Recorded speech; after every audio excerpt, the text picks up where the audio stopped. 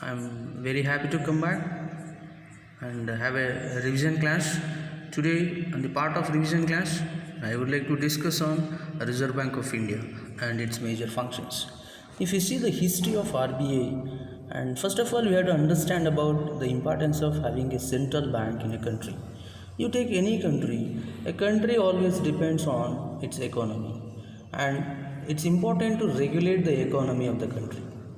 That is, you have to safeguard the economy as a part of growth as well as to control the financial system in that particular country. And when it comes to central bank, every central bank is going to have certain functions, like it is going to work as the lender of money market, and it supervises the activities, that is so called as financial activities, and also it regulates the activities of the commercial banks that are existing in a particular country, and also it also have an effect on other financial institutions.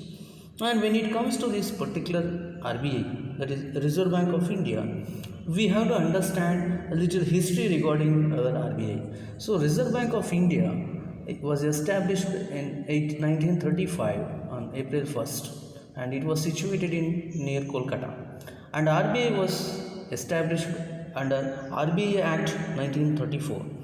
And when it comes to Reserve Bank of India, Reserve Bank of India is going to have certain basic functions which have to be continuously done, and sometimes it also has to have certain development functions. And let us have a discussion on all the functions that are supposed to be done under RBI. And when it comes to RBI, here Reserve Bank of India, the functions are being divided into certain categories like this. First of all, first function is it is going to be a bank of note issue, so that is issuing of banknotes. Then second thing is it is going to be a banker, agent as well as advisor to the government. And the third function is bankers bank. It works as a bankers bank, whereas it is going to take certain other duties, like it is going to be a custodian of cash reserves, lender of the last resort, and also going to be a banker of clearness. And the fourth basic function is custodian of nations reserves, so called as foreign exchange reserves. And it is going to be a control of credit, the duty of controlling of credit that are being happening within the country, and most importantly the development functions. And let us have a discussion on each and every function here. First of all is it is note of issue. So RBI is going to be a monopoly of note issue, so no other agency or any other institution have the right of issuing notes. And RBI is going to print and supply the notes except one such 1 rupee note. Generally it is going to be done under financial secretary of the country, and remaining all will be done by the RBI. And it is not only just currency notes, even coins are also issued by the Department of Central Bank. And this function helps the central bank generally to control money supply in the country. So the economy always stabilizes based on the supply of money. So that's why it is very important function, and it is always going to be regulated. And you know about the various factors like inflation, and sometimes due to certain financial crisis certain steps have to be taken. And even recently also due to certain decisions made under RBI, sometimes in order to control the financial activities and in order to control any sort of illegal aspects that are happening in the country, sometimes RBI will take certain immediate actions. And now coming to the next function, that is banker, agent and advisor to the government.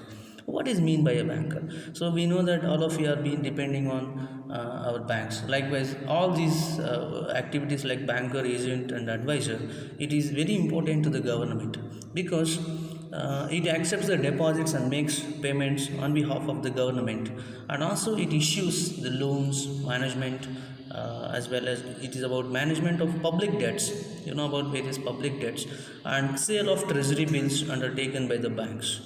Here it helps the government. You see, the government is always going to be helped in ensuring of better coordination of money, what do you call these monetary and fiscal policies, most important activities which we always depends on the regulation of economy. It represents the government in various internal organizations, so like sorry various international organizations like in International Monetary Fund, you might have seen IMF, and as well as about International Bank for Reconstruction and Development, that is World Bank.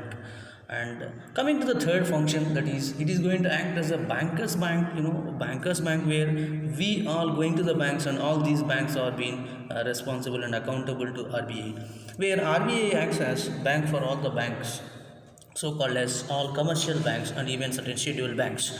They come under this direct, as well as scheduled banks also keep the minimum reserves. They are also supposed to keep minimum reserves with RBI, so that we always connect with this, like about inflation. So sorry, we all know about these repo rates and reverse repo rates, which are being regularized every quarter year, right? So for every 3 months, generally RBI is going to have a review on that, so that the minimum reserves are supposed to be maintained with the RBI by these other banks.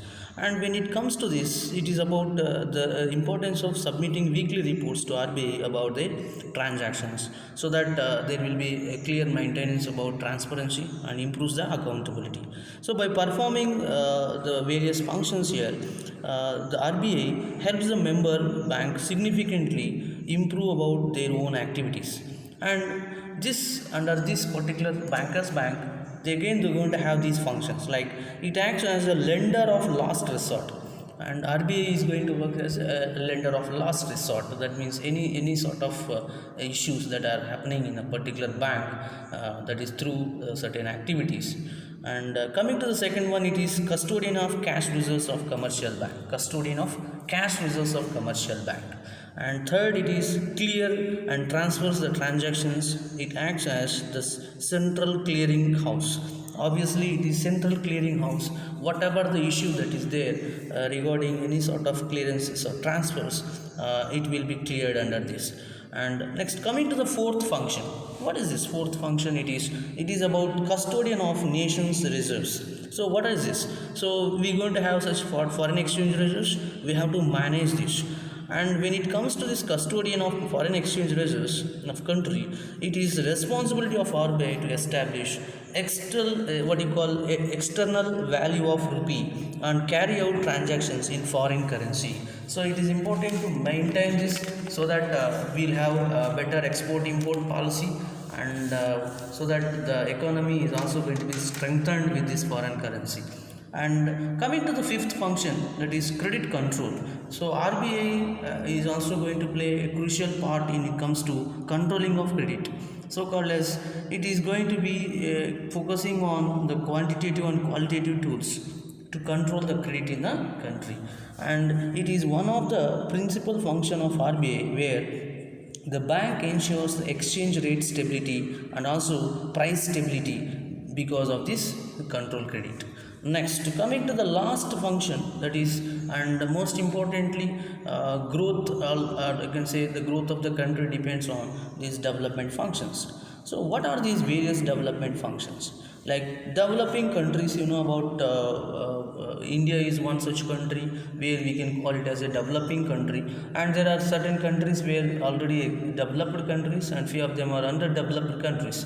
And coming to country like us, it is a developing country, and we have been developing since 20 years. You can see a drastic change in our economy and the strategies of our countries.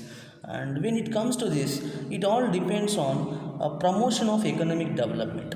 That is, it has to help in various aspects, so called as it will be responsible for the degree of price stability in the regard the control. It is about the central bank extend the credit to the industries, agriculture and small industries, as well as exports. And when it comes to these small, about SMSEs, small micro medium industries, always depends on the kind of support that they get from this reserve bank. And you can take the recent issue that has been happened, which is like a pandemic disease that has occurred. You can take corona effect, which made the total plan, that is the economy of the country has to be revised and redesigned because of the crisis what we are facing. Likewise, recently, 1 month, that is last for 3 months back, the government along with RBI, they come out with certain plans so that they are coming out with some sort of subsidies or even certain support that is supposed to be given, around 10 lakhs crores of money, 10 lakhs crores of value of money, which is going to be spent on rewriting about the country and economy. And overall, we can see that by taking all these functions into consideration, RBI is really playing a crucial role, and it is the most responsible and accountable institution for the overall development of the growth of the economy. I hope you understood these functions, and all the best. Thank you very much.